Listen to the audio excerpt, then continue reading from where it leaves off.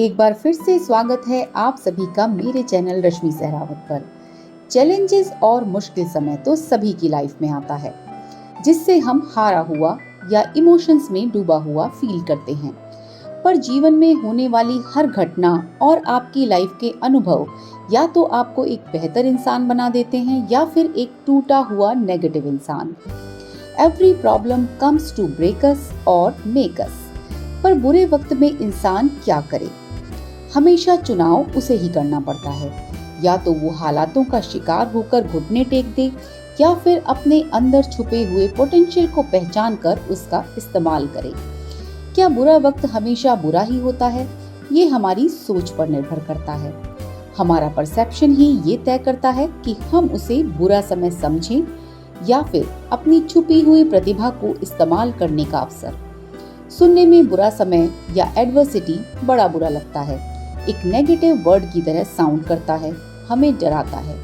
पर इसके फायदे जानकर आप हैरान रह जाएंगे, क्योंकि ये हमें अपने ही एक अलग रूप के दर्शन करा देता है, जिसके बारे में हमें खुद पता नहीं होता।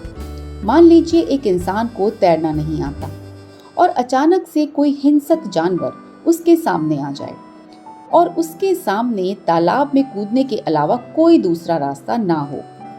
तब उसे ना चाहते हुए भी अपनी जान बचाने के लिए पानी में कूदना ही पड़ेगा और बहुत ज्यादा चांसेस हैं कि वो तैरना सीख जाए, अगेन अपनी जान बचाने के लिए। शायद इसीलिए कहा जाता है डर के आगे जीत है। बुरे समय के साथ हमेशा लाइफ में बेटरमेंट के लिए एक उम्मीद होती है और आपकी बुरे वक्त से लड़कर बाहर निकलने की क्षमता जो अभी तक ढकी हुई थी, which was waiting to be uncovered, चाहे वो फिजिकल हो, मेंटल हो या फिर इमोशनल। बुरे वक्त का भी एक पॉजिटिव साइड होता है, ऐसा बहुत कम लोग जानते हैं, जो हमारा कंप्लीट ट्रांसफॉर्मेशन कर सकता है और हमें आगे आने वाले चैलेंजेस को लेकर बहुत मजबूत बना सकता है। किसी ने शायद सच ही कहा है, इतनी अक्ल बादाम खाने से नहीं आती जितनी ठोकरें खाने से आती हैं। बुरे वक्त में इंसान को क्या करना चाहिए? सबसे इम्पोर्टेंट है पेशेंस, क्योंकि बुरे वक्त में धैर्य ही सबसे ज्यादा काम आता है। ये एक टूल की तरह काम करता है। घबराकर पीछे हट जाने से अच्छा है धैर्य रखकर नए ऑप्शंस तलाश करना। बुरा वक्त भी इंसान के जीवन में उसी तरह से होता है, जैसे दिन के बाद रात और रात गुजरते ही फिर से सवेरा। इंसान के जीवन में आने वाले सुख दुख के पल भी ऐसे ही टेम्परेरी होते हैं। समय कितना ही खराब क्यों ना हो, मेहनत हमेशा करते रहना चाहिए, क्योंकि सब कुछ छोड़ छाड़ कर बैठ जाने से कोई बदलाव नहीं आने वाला। बल्कि होता ये है कि मेहनत ही इंसान को इस संकट से बाहर निकालने में मदद करती है। हिम्मत हार कर बैठ जाने से बुरा वक्त नहीं जाएगा, बल्कि और बुरा हो सकता है। एक और जरूरी बात, समय कितना ही खराब क्यों ना हो, इंसान को अपने गुस्से पर काबू रखना चाहिए, क्योंकि हो सकता है उसे स्ट्रेस की वजह से गुस्सा आए। ये बिल्कुल स्वाभाविक है, लेकिन इससे बचना बेहद जरूरी है, क्योंकि गुस्से में अगर आप गलत कदम उठा बैठे तो समस्या और बड़ी हो सकती है। बुरे समय में क्रोध आग में घी की तरह काम करता है और एक नई मुसीबत खड़ी कर सकता है। साइकोलॉजिस्ट का भी यही कहना है, एक इंसान की सक्सेस या एडवर्सिटी से बाहर निकलने की कैपेसिटी इन 3 बातों पर निर्भर करती है। पहला है इंसान का इंटेलिजेंस क्वोशिएंट, दूसरा इमोशनल क्वोशिएंट और सबसे इम्पोर्टेंट तीसरा एडवर्सिटी क्वोशिएंट।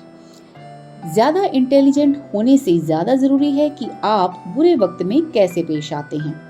हाई EQ यानी एडवर्सिटी क्वोशिएंट होने से आप ज्यादा जल्दी प्रॉब्लम से बाहर आने के नए रास्ते ढूंढ सकते हैं, ज्यादा प्रोडक्टिव और क्रिएटिव हो सकते हैं और हाई EQ के कारण ही लोग अपनी हेल्थ, एनर्जी और हैप्पीनेस को मेंटेन रख पाते हैं।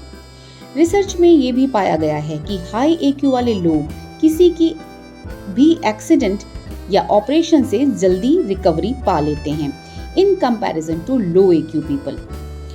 हायर EQ वाले लोगों की सेल्स परफॉर्मेंस भी लो EQ वाले लोगों से ज्यादा होती है और ये लोग अपने वर्क प्लेस पर ज्यादा जल्दी प्रमोट भी हो जाते हैं।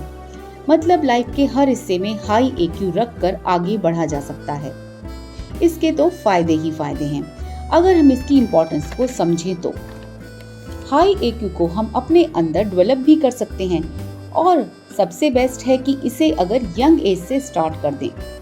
अब तो बहुत सारी एजुकेशनल ऑर्गेनाइजेशन भी एडवर्सिटी एजुकेशन ऑफर करने लगी हैं।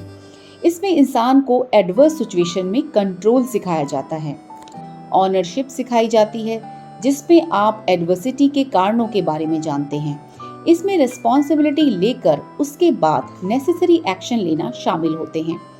इसका तीसरा फैक्टर है रीच। इसमें वो बातें शामिल होती हैं जो इंसान की लाइफ की दूसरे एरियाज जैसे वर्क लाइफ और होम लाइफ को प्रभावित करती हैं। फोर्थ है एंड्योरेंस। इसका अर्थ है प्रॉब्लम्स और आफ्टर इफेक्ट्स कितने समय तक टिक सकते हैं, ये सिखाया जाता है। और इन सभी फैक्टर्स को सिखाने का पर्पस है आपको आगे आने वाली प्रॉब्लम्स को फेस करने से लेकर डील करने तक कैसे बिहेव करना है बिना अपना ज्यादा नुकसान किए। लाइफ के इन सभी फैक्टर्स को कोर कहा जाता है, जिसमें C for control, O for ownership, R for reach and E for endurance.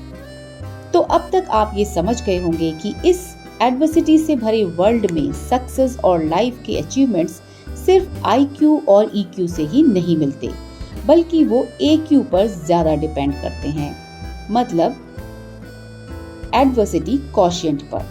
So adversity quotient is a valuable tool as it helps us develop the skills and mindset which is needed to overcome challenges and bounce back from setbacks. I hope आपको ये information useful लगी होगी। अगर हाँ तो इसे like और share जरूर करें। मिलते हैं नेक्स्ट वीडियो में ऐसे ही किसी इंसाइटफुल और इंफॉर्मेटिव वीडियो के साथ। Till then, be happy and increase your AQ. Namaskar.